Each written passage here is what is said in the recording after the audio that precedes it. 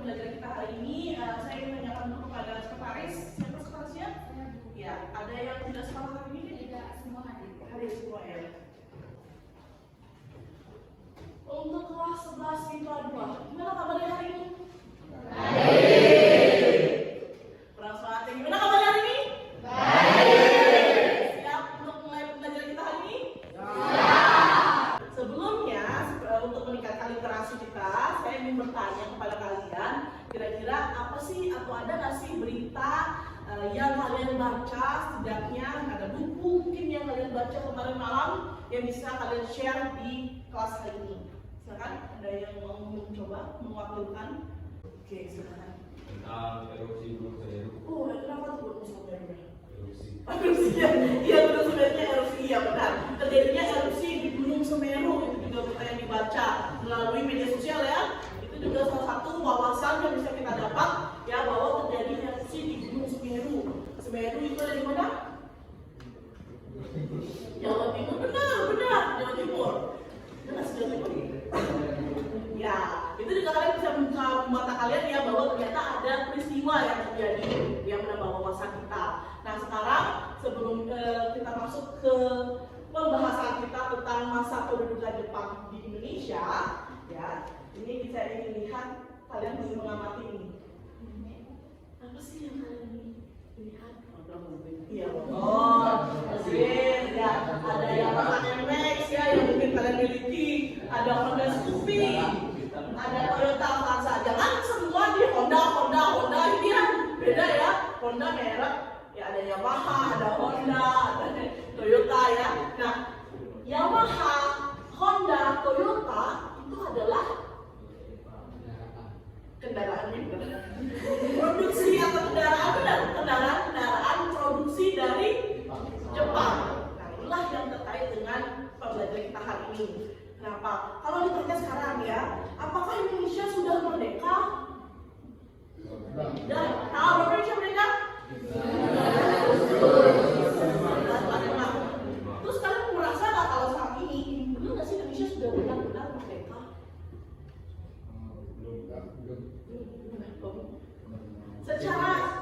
Secara diplomatik ya kita memang sudah merdeka secara sah ya dalam 17 Agustus 1945. Tapi secara ekonomi kita jauh dari kata merdeka. Karena apa? Secara tidak langsung kalian sebenarnya tidak menyadari bahwa Jepang masih menjajah di Indonesia. Saya bilang secara ekonomi. Buktinya apa? Nih, Yamaha NMAX ya, Honda Scoopy, Suzuki, Kawasaki semua dibawa ke Indonesia. Ya, ini ya, yang membuat kita memanjakan diri kita. Kalian disuruh ke warung cuma 5 menit ya, jalan kaki bawa motor.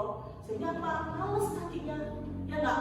Sehingga umur 40 tahun udah capek jalan. Orang Jepang, mereka memproduksi sudah, tapi nggak pernah pakai mengurangi. Nonton Doraemon nggak? Doraemon naik MX, Doraemon naik Scoopy, dia naik apa? Pakai apa? Balik-balik bambu. Mungkin orang pemikirannya balik-balik bambu, kan ini balik-balik bambu. No, itu nggak sekedar balik-balik bambu. Itu pemikiran abad 21, di mana hanya dengan balik-balik bambu, seseorang sebesar Giant bisa pergi kemana aja. Itu lebih gampang daripada pesawat toh, ya nggak? Itu pemikiran Jepang. Itu hebatnya Jepang. Sementara mereka kontrol musuh diri kita ya, mengirimkan kita barang-barang yang membuat kita capek, membuat kita pergerakannya terbatas. Nah di sini disiplin, semangat tinggi, dan terus belajar merupakan salah satu kunci keberhasilan Jepang tumbuh sehingga menjadi negara maju. Jepang merupakan salah satu negara maju di Asia, bahkan bisa dikatakan sebagai macan Asia. Dan juga faktanya Jepang ini adalah salah satu negara yang walaupun yang negara maju tetap bisa mempertahankan kebudayaannya. Nah itu bagusnya Jepang. Nah di sini kita pakai ini ya biar nggak ngantuk ya. Kan kalau misalnya di Basma ada nih yelnya ya. Kalau saya bilang Basma, Jaya. ngantuk ya. Sekali lagi Basma, Jaya. kita buat SBG ngantuk. Kita buat SBG ya. Oke. Jadi kayak gini. Kalau saya bilang pagi, kalian tepuk tangannya sekali. Kalau saya bilang siang, tepuk tangannya 2 kali. Kalau saya bilang malam, tangannya setengah. Karena artinya buat ribut malam-malam. Paham? Coba ya. Semuanya tangannya di atas. Pagi, pagi, pagi, siang, pagi, pagi, malam. Masih ada yang prafokus. Kita lanjutkan ya pembahasan kita. Nah, di sini ada kompetensi dasar yang harus kalian miliki setelah pembelajaran ini, yaitu menganalisis peristiwa proklamasi kemerdekaan dan pembentukan pemerintahan pertama, tentang pendudukan Jepang di Indonesia, dan juga di sini ada tujuan pembelajarannya. Jadi menggali informasi dari berbagai sumber mengenai latar belakang kedatangan Jepang di Indonesia dengan baik dan tepat, terus juga menganalisis tujuan Jepang dengan membentuk pemerintahan militer di Indonesia secara baik dan benar, ada juga menguraikan organisasi zaman pendudukan Jepang. Terus saya juga bisa dibantu nggak saya bacain nomor 4-nya apa sih tujuan pembelajaran kita kali ini? Ngomong di sini. Besok aja baca bu. Interaksinya dia bisa membaca nggak sih dia masuk?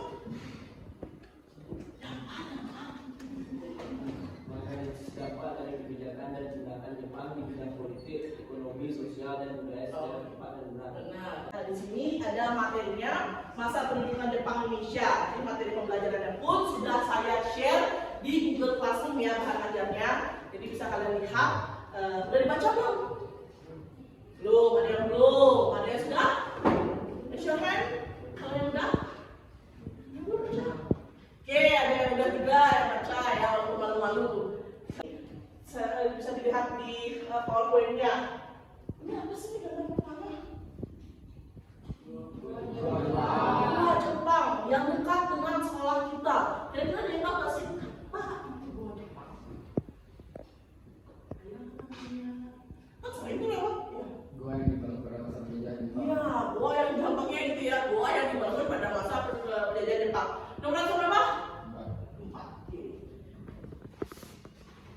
Nah, di sini kita sekarang langsung ke bentuk kelompok. Nah, kelompok yang sudah kita bentuk ya dalam WA kemarin ya, kalian sudah duduk di masing-masing kelompok? Ada kelompok apa aja? Kelompok 1 kelompok apa? Hingga Soekarno. Kelompok 2? Muhammad Hatta. Kelompok 3? Muhammad Yamin. Kelompok 4?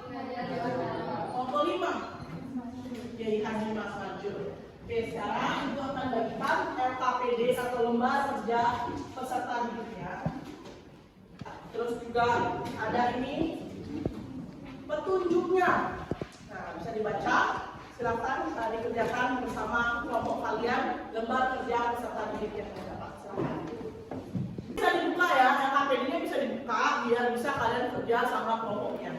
Ya, ada yang buat misalnya, ada yang mencari dari sumber internet kah, bahan ajar yang saya share di Google Classroom kah, atau buku yang kalian dapat di sekolah. Silakan.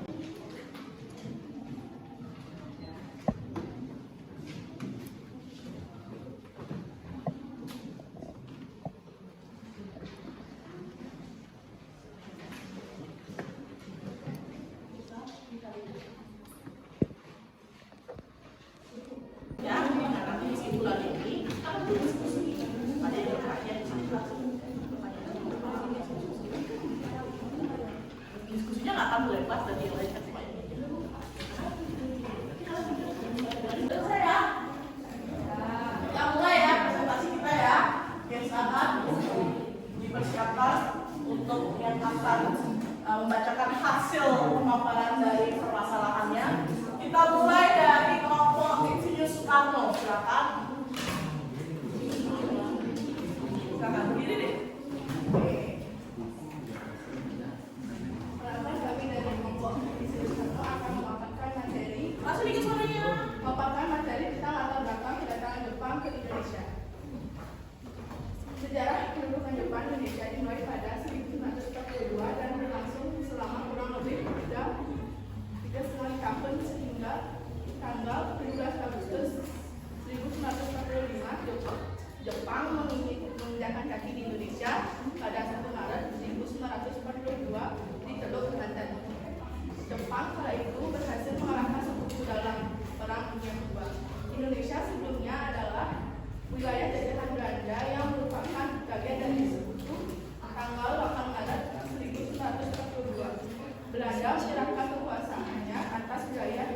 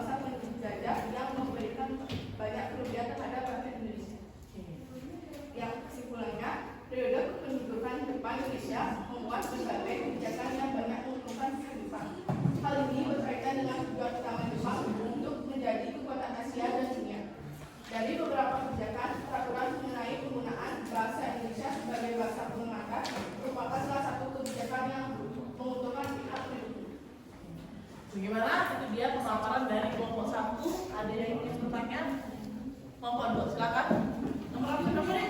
16. 16. Baik, saya dari kelompok Muhammad Hatta ingin bertanya kepada kelompok Soekarno. Di sini saya bertanya, apa tujuan pendudukan Jepang ke Indonesia? Tujuan pendudukan Jepang Ke Indonesia. ke Indonesia. Silakan, mungkin masih didiskusikan ya sama kelompok 1 atau Soekarno. Apa sih tujuan dari pendudukan Jepang di Indonesia?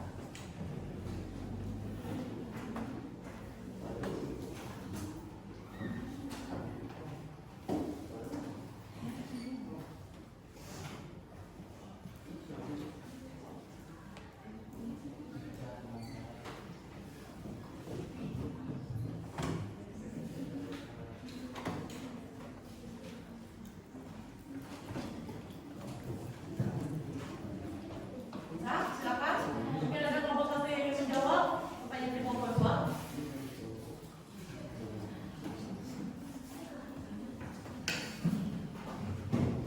Oke, silakan kelompok 1. Kelompok itu Soekarno. Tujuan utama Jepang menduduki Indonesia adalah untuk menguasai sumber alam, terutama minyak bumi, guna mendukung potensi kelam Jepang serta mendukung industri. Oke, gimana kelompok 2 diterima? Iya, bisa. Oke, ada kelompok lain mungkin ada yang ingin bertanya?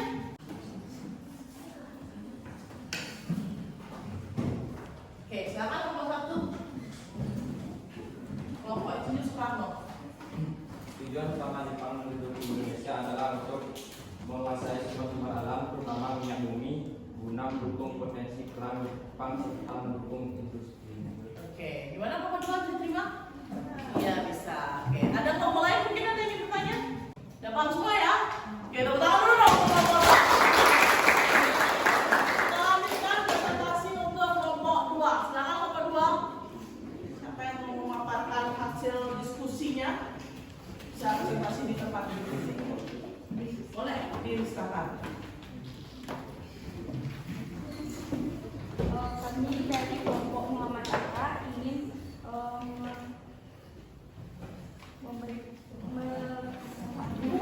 memaparkan hasil diskusi. Ada beberapa alasan mengapa Jepang membagi pemerintahan militer ke dalam 3 kawasan, yakni Barat, Sumatera, Tengah, Jawa, sampai Madura, dan wilayah timur. Yang pertama, pertahanan. Jepang saat itu tengah terlibat dalam perang Pasifik dengan sekutu Amerika Inggris kedua. Pendukung kedatangan Jepang ke Indonesia memiliki motif untuk memanfaatkan sumber daya alam yang terdapat di Indonesia, terutama beras, untuk kampanye perang Pasifik. Selain itu, pembagian wilayah pemerintahan militer itu bertujuan untuk melakukan kontrol terhadap para tokoh nasionalis yang tidak kooperatif terhadap Jepang, seperti Syahrir, Amir Syarifuddin, dan lain-lain. Juga dengan pembagian itu, maka masing-masing wilayah bekerja secara otonom. Literasi, sumber informasi, HTTPS, sumber informasi dari Brandsing, buku-buku paket sejarah Indonesia. Kesimpulan, dapat disimpulkan dibentuknya pemerintahan militer di 3 kawasan ini sebenarnya dilatar belakangi oleh keinginan Jepang untuk membuat pemerintahan militer, pendidikan militer secara merata di wilayah Indonesia dan lebih mudah juga terpantau. Oleh karena itu, dibagilah Indonesia ke dalam 3 kawasan, yakni Sumatera, Jawa, Madura, dan juga Indonesia bagian timur. Gimana? Ada yang ingin ditanyakan? Mungkin untuk kelompok 2 pemaparannya. Silakan, kelompok 3. Apa dampak positif yang dialami oleh bangsa Indonesia setelah Jepang membentuk pemerintahan militer? Ulang mungkin. Dibacain, apa dampak positif?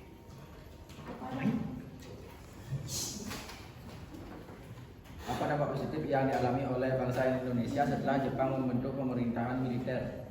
Apa dampak positif yang dialami bangsa Indonesia setelah Jepang membentuk pemerintahan militer. Silakan didiskusikan untuk kelompok 2. Kelompok 3 yang tadi bertanya nomor berapa?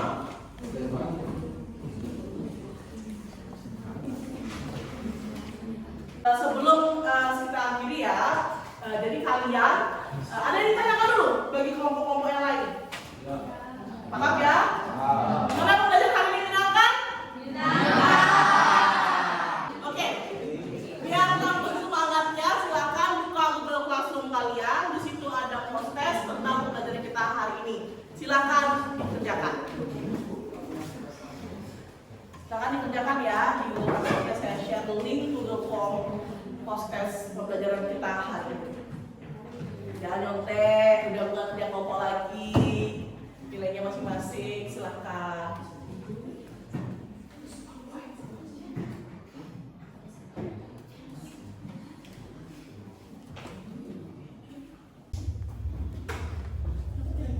Ada yang mau menyimpulkan mungkin pembelajaran kita hari ini? Silakan. Kesimpulan dari materi hari ini yang kita pelajari adalah kita dapat mengetahui masuknya Jepang ke Indonesia dan menambah wawasan kita tentang sejarah penting Indonesia pada masa pemerintahan Jepang, yaitu dibangunnya gua-gua Jepang sebagai bentuk pertahanan tentara Jepang pada masa itu. Selain itu pula kita dapat mengambil pelajaran dari hal tersebut, yaitu pentingnya bekerja sama satu sama lain. Selanjutnya menambah wawasan kita dalam mengetahui latar belakang terjadinya peperangan antara Jepang dengan Amerika pada Perang Dunia Kedua dan mengetahui keterkaitan dari Insinyur Soekarno, Muhammad Hatta, Kiai Haji Mas Mansur, dan Ki Hajar Dewantara yang merupakan anggota dari Putra dalam masa pendudukan Jepang untuk Indonesia. Banyak pelajaran baik yang dapat kita ambil dari beberapa peristiwa tersebut dan dapat diterapkan dalam kehidupan yang sekarang agar kedepannya menjadi lebih baik. Sekian kesimpulan dari saya. Oke, selanjutnya kita akhiri ya pertemuan kita hari ini. Selamat siang, silakan. Pada sana. Sebelum lanjut pelajaran, kita berdoa. Berdoa mulai. Berdoa selesai.